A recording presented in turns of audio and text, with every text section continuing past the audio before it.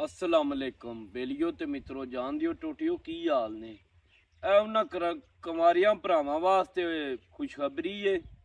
बा जिन्हां दियां मां प्यो ने ना लारा लाया बा कणकां पक लैन दियो वढ के वेच के ते तुहाडा विआह करांगे।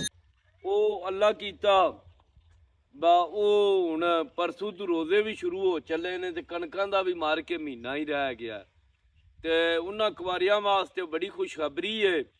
बा जिथे इतना चिर कढ़ लिया ने एक महीना होर कड्ढन ते ओह अल्लाह करदा हुण अल्लाह पाक खैर खरीयत नाल कणकां सिरे लाए ते ओह वढ छड्ड के ते चलो उन्हां दा कोई दुआ निकाह हो जे ते अपने लित्तर शित्तर खाने दी भी तैयारी कर लो, क्योंकि विआह वाला वाहिद लड्डू है जिन्हें खादा ओह भी रोंदा है ते जिन्हें नहीं खांदा ओह भी रोंदा है ते ओह भी अपने हिस्से दे लित्तर शित्तर खा लैन। अगे दूजे बंदे ते सारे असीं खाने आ ना पे वो ना पिछा रह जान ते हुण सोड़े ना पवियो।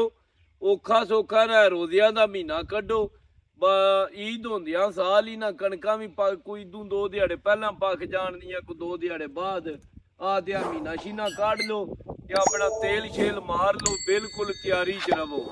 अपना ध्यान रखो, रब राखा। अल्लाह हाफिज।